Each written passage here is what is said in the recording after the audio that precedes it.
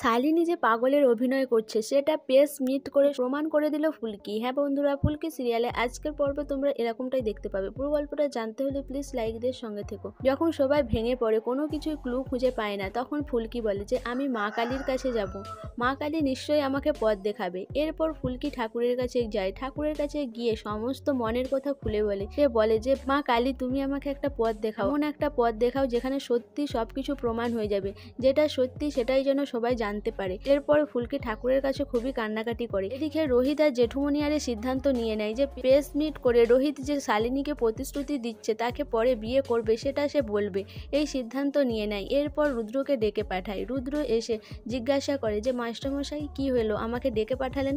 তখন মাস্টারমশাই বলে যে রুদ্র বসো, আর আমরা যেটা বারণ করে দিয়েছিলাম তোমার সিদ্ধান্তটা, আর সেটাই আমরা এখন মেনে নিচ্ছি। তুমি প্রেস কনফারেন্স করো, সেখানে রোহিত সব কিছুই খুলে বলবে।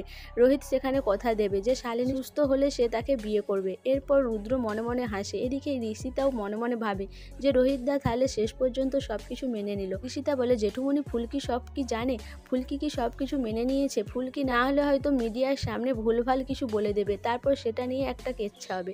এদিকে ফুলকি এসে সব কিছু দাঁড়িয়ে শুনে। ফুলকির চোখ দিয়ে জল পড়ে, কিন্তু সে কোনো কিছুই বলে না। রুদ্র ঋষিতাকে বলে চলো আমরা তাড়াতাড়ি ফিরে যাই অফিসে, আমার দিকে অনেক কাজ করতে হবে। আর ঋষিতা চলো, আর এখানে সময় নষ্ট করে লাভ নেই। এরপর ঋষিতা আর রুদ্র চলে যায়। এদিকে ফুলকি জেঠুমনিকে বলে যে জেঠুমনি তুমি এত কষ্ট পেও না, দেখো সব সত্যিটা সবার সামনে আসবে, আমার মা কালীর উপর ভরসা আছে। তখন জেঠুমনি বলে যে সব কিছু যখন শেষ হয়ে গেছে তুই মা কালীর উপর ভরসা করেছিস, আমি তো ভাবতে পারছি না। এইভাবে আমি কোনো দিনও দিশাহারা হয়ে পড়িনি। আজকে যেটা আমি মন থেকে মানতে পারছি না সেটা বাধ্য হয়ে মানতে হচ্ছে। রোহিতও আজকে সব কিছু বাধ্য হয়ে মানছে। এরপর জেঠুমনি ঘরে চলে যায়। ফুলকি রোহিতকে কিছু না বলে যখন চলে যাবে, রোহিত তখন ফুলকির হাত ধরে বলে ফুলকি তুমি কিছু বলছো না, তুমি আমাকে ঘৃণা করো, আমি এটাই চাই, তাহলে হয়তো তোমার মনে শান্তি পাবে। এরপর ফুলকি বলে যে না না স্যার, কোনোদিনও আপনাকে আমি ঘৃণা করতে পারবো না, কারণ আমি আপনাকে চিনি। পিঠ মানুষের দেয়ালে না ঠেকে গেলে এরকম সিদ্ধান্ত আপনি কখনোই নিতেন না। রুদ্র আর ঈশিতা অফিসে গিয়ে খুব আনন্দ করতে থাকে। রুদ্র বলে যে ঈশিতা গান চালাও, আমরা একটু নাচাগানা করি, আজকে তো আমাদেরই দিন। ফুলকি এতদিন আমাদেরকে জ্বালিয়েছে, আর আজকে আমরা প্রতিশোধ নিয়ে আর ঠিকঠাক একদম রাস্তা ধরেছি। এরপর ঈশিতা বলে যতক্ষণ না মিডিয়ার সামনে রোহিত দা এসে ওই কথাগুলো বলছে ততক্ষণ কিন্তু বিশ্বাস নেই ফুলকি দাস কখন কি করে ফেলে। এরপর রুদ্র বলে যাও তুমি আর রিকিয়া ঈশিতার কাছে গিয়ে থাকো। এরপর ঈশিতা আর রিকিয়া এসে হাজির হয় শালিনীর কাছে।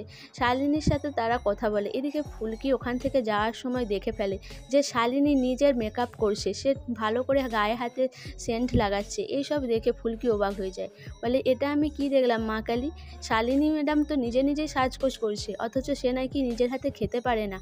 এটা ভেবে ফুলকি অবাক হয়ে যায়। এদিকে আগামীতে দেখানো হয় যে শালিনী, রুদ্র, ঈশিতা তারা প্ল্যানিং করছে। শালিনী বলে এই ফাঁদ থেকে রোহিত কোনোভাবেই বেরোতে পারবে না। এদিকে ফুলকি তার দাদাভাইকে বলছে দাদাভাই আমরা তাহলে মিডিয়ার সামনে সব সত্যিটা আজকে আনতে পারবো বলো? আমি তো ভাবতেই পারছি না মা কালী এইভাবে আমাকে সাহায্য করবে। সো বন্ধুরা, ফুলকি কিভাবে শালিনীর মুখোশটা সবার সামনে খুলতে চলেছে তোমাদের কি মনে হয় অবশ্যই আমাকে কমেন্ট করে জানাবে। আর আমার ভিডিওটা ভালো লাগলে প্লিজ সাবস্ক্রাইব করে দিও, আর লাইক কমেন্ট শেয়ার করো।